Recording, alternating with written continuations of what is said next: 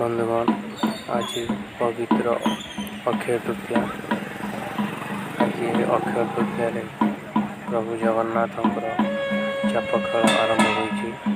ଦୁଃଖର ବିଷୟ କରୋନାର ପ୍ରଭାବରେ ବିନା ଭକ୍ତରେ ଆଜି ଚାପ ଖେଳ ଆରମ୍ଭ ହୋଇଛି।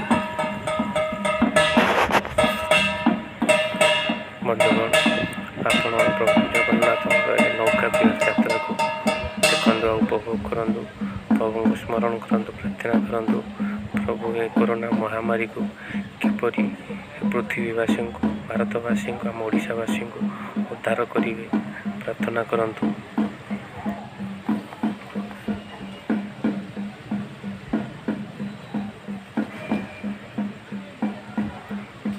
ପ୍ରଭୁଙ୍କ ପାଖରେ ନିବେଦନ କରନ୍ତୁ, ଏ ମହାମାରୀକୁ ଯେତେ ଶୀଘ୍ର ଏ ପୃଥିବୀ ପୃଷ୍ଠରୁ ଦୂରେଇ ନିଅନ୍ତୁ।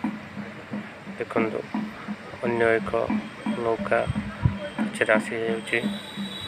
ପ୍ରଭୁଙ୍କର ଏ ଦୁର୍ଲଭ ଦୃଶ୍ୟକୁ ଉପଭୋଗ କରନ୍ତୁ। ଦୁଃଖର ବିଷୟ ହେଉଛି ବିନା ଭକ୍ତରେ ହେଉଛି, ସେଥିପାଇଁ ଦୁଃଖ ଲାଗୁଛି। ପ୍ରଭୁଙ୍କର ଏ ଯାତ୍ରାକୁ କେହି ଭକ୍ତ ଦେଖିପାରୁନାହାନ୍ତି।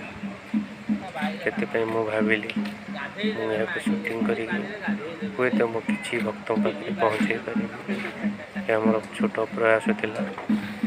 ଚେଷ୍ଟା କରିବି ଆଗକୁ ପ୍ରତିଦିନ ଏହି ନୌକା ବିହାରର